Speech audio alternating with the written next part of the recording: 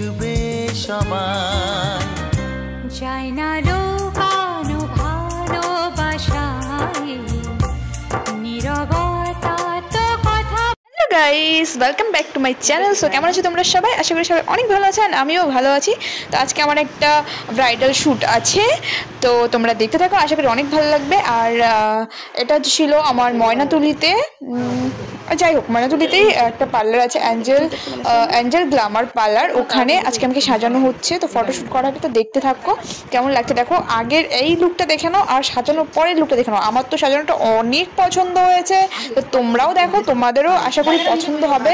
এই লুকটা আমার অনেক বেশি পছন্দ হয়েছে, তো দেখতে থাকো।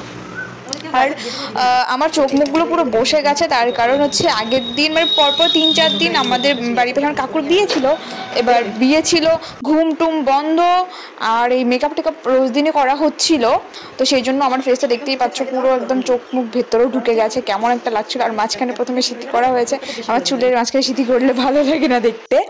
সো লাস্টে আশা করি অনেক ভালো লাগবে তোমাদের। আমার তো প্রচণ্ড পছন্দ হয়েছে এই সাজটা, তো তোমরা দেখতে থাকো লাস্ট পর্যন্ত, আশা করি খুবই খুবই খুবই ভালো লাগবে।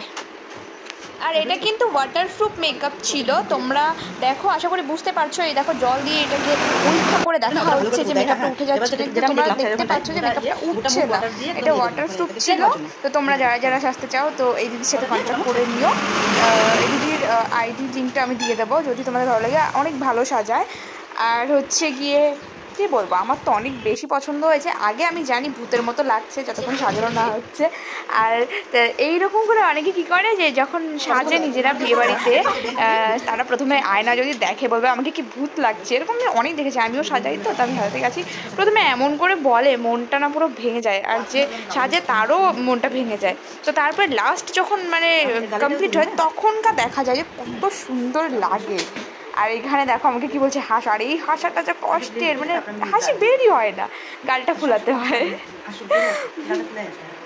গাইস বিশ্বাস করবা না, যখন লেন্সটা পরানো হচ্ছে, মানে চোখের যে মণি আর কি লেন্সটা, তখন মানে এত কষ্ট হয়। মানে যারা রোজ পড়ে মানে শুটের জন্য ঠিক আছে, আমার পড়তে পড়তে অভ্যেস হয়ে যাবে, বাট যখন পড়ছিলাম পুরো চোখ দিয়ে জল বেরিয়ে যাচ্ছিল।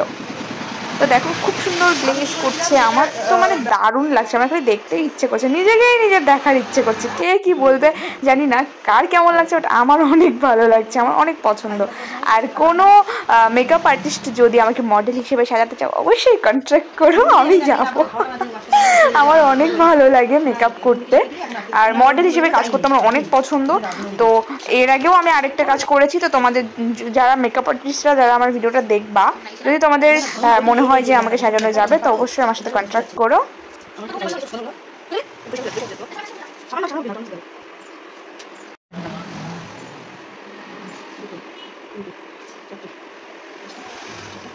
আর দিদি ফার্স্ট টাইম গাল কলকা করবে, তো আমারও খুব ভালো লাগছে যে আমার ফেসেই দিদি ফার্স্ট টাইম গাল কলকার প্র্যাকটিসও করছে, এবারে প্র্যাকটিসও হয়ে যাচ্ছে আর কলকাটাও হয়ে যাচ্ছে। কিন্তু কলকাটা প্রথমবার করেছে গাল কলকা, কিন্তু অনেক সুন্দর হয়েছে, তোমরা দেখো।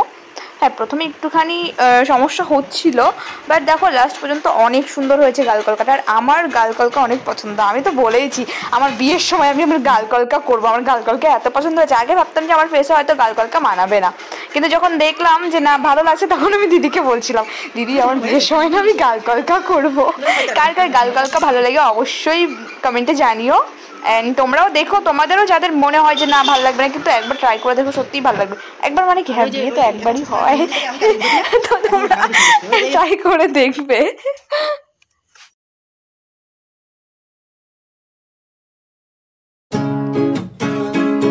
তোমার চোখের মায়ায় পয়রা আমি হইছি যে পাগল, তোমার চোখ দুইটা ছিল আমার মনেরই মতন।